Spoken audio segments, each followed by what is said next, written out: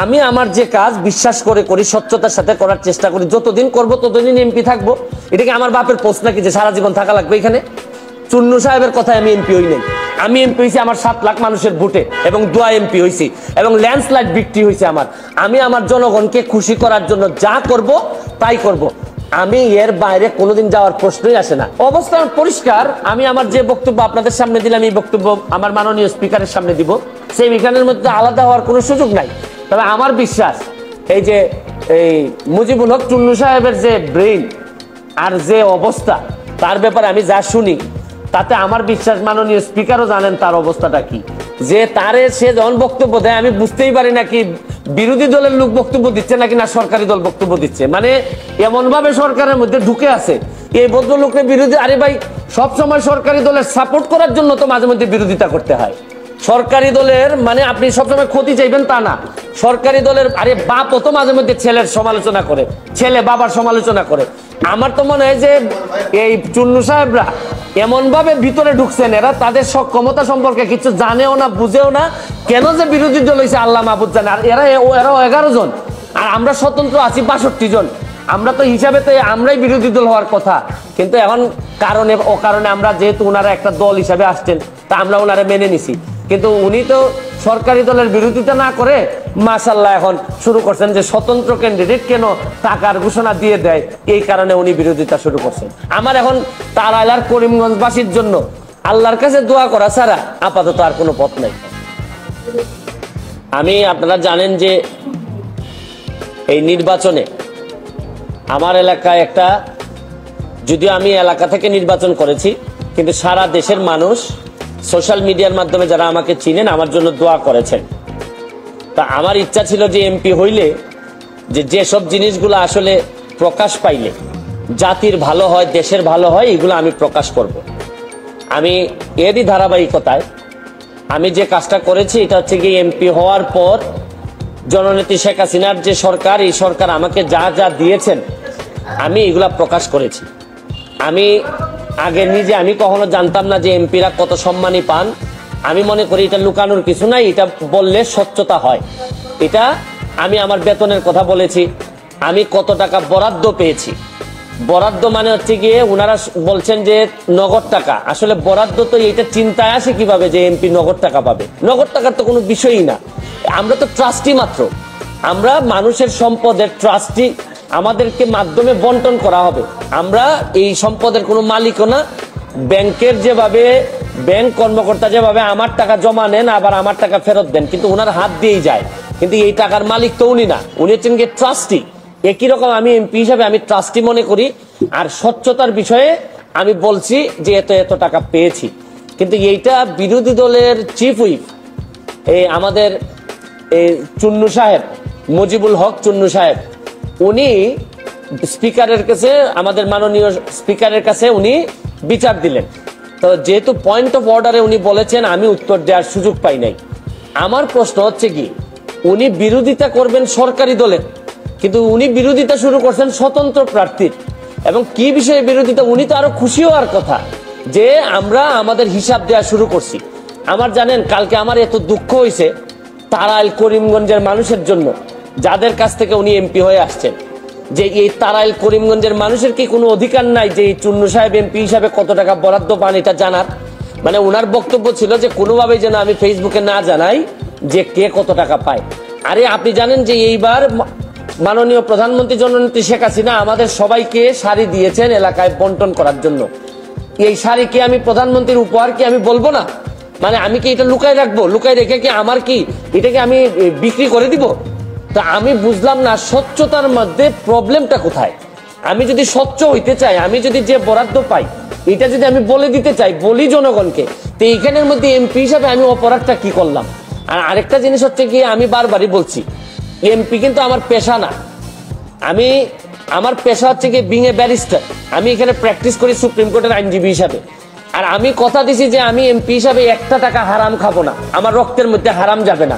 সুতরাং রাষ্ট্রের টাকা, জননেত্রী শেখ হাসিনার সরকারের টাকা, এটা যে টাকা আসবে এটা আমি সবার সামনে তুলে ধরবো।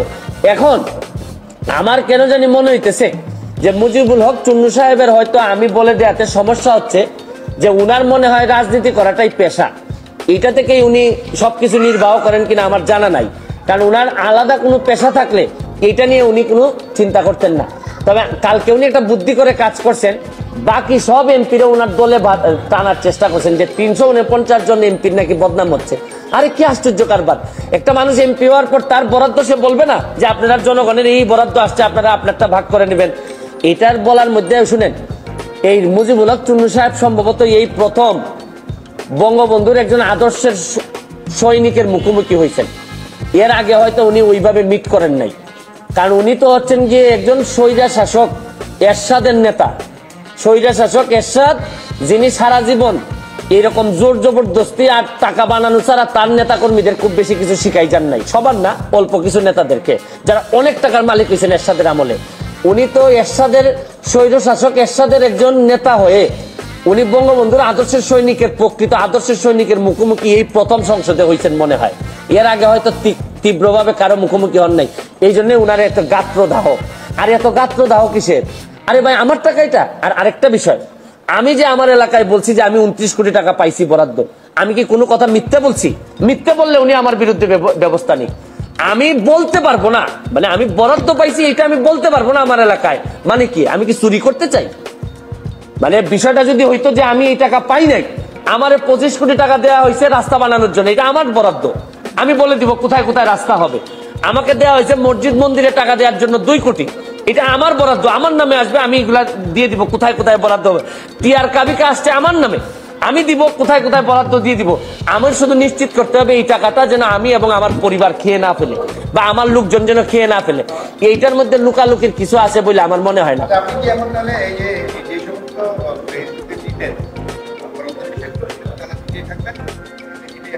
এটা ওই যে ওই আপনার চুন্নু সাহেব, আমি আপনার একটা কথা বলি, এর চেয়ে বড় বড় সাহেবদের সাথে আমার দেখা হয়েছে, তাও আমার চরিত্র বদলায় নাই। আমি আমার যে কাজ বিশ্বাস করে করি, স্বচ্ছতার সাথে করার চেষ্টা করি, যতদিন করবো ততদিন এমপি থাকবো। এটাকে আমার বাপের পোস্ট নাকি যে সারা জীবন থাকা লাগবে এখানে? আমার যদি যোগ্যতা না থাকে, আমার চেয়ে ভালো লোক যদি আসে এমপি হবে, কিন্তু আমি যতদিন আছি অতদিন যেটা সাধারণ মানুষের, আমি চুন্নু সাহেবের কথায় আমি এমপি হই নাই। আমি এমপি হয়েছি আমার 7 লাখ মানুষের ভোটে এবং দোয়া এমপি হয়েছি, এবং ল্যান্ডস্লাইড বিক্রি হয়েছে আমার।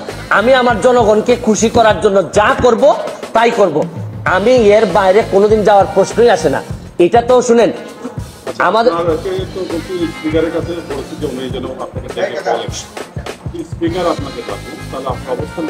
অবস্থান পরিষ্কার। আমি আমার যে বক্তব্য আপনাদের সামনে দিলাম, এই বক্তব্য আমার মাননীয় স্পিকারের সামনে দিব, সেই বিজ্ঞানের মধ্যে আলাদা হওয়ার কোনো সুযোগ নাই।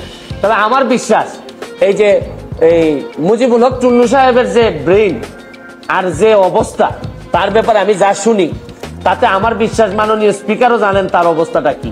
যে তারে সে যখন বক্তব্য দেয়, আমি বুঝতেই পারি না কি বিরোধী দলের লোক বক্তব্য দিচ্ছে নাকি না সরকারি দল বক্তব্য দিচ্ছে। মানে এমন ভাবে সরকারের মধ্যে ঢুকে আছে এই ভদ্রলোকের বিরোধী। আরে ভাই, সবসময় সরকারি দলের সাপোর্ট করার জন্য তো মাঝে মধ্যে বিরোধিতা করতে হয়।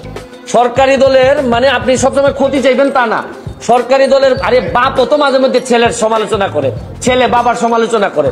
আমার তো মনে হয় যে এই চুন্নু সাহেবরা এমন ভাবে ভিতরে ঢুকছেন, এরা তাদের সক্ষমতা সম্পর্কে কিছু জানেও না, বুঝেও না, কেন যে বিরোধী দল হয়েছে আল্লাহ মাহবুদ জানে। আর এরাও 11 জন, আর আমরা স্বতন্ত্র আছি 62 জন।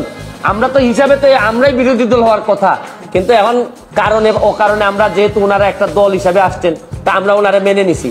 কিন্তু উনি তো সরকারি দলের বিরোধিতা না করে মাশাআল্লাহ এখন শুরু করছেন যে স্বতন্ত্র ক্যান্ডিডেট কেন টাকার ঘোষণা দিয়ে দেয়, এই কারণে উনি বিরোধিতা শুরু করছেন। আমার এখন তারাইলার করিমগঞ্জবাসীর জন্য আল্লাহর কাছে দোয়া করা ছাড়া আপাতত আর কোনো পথ নাই।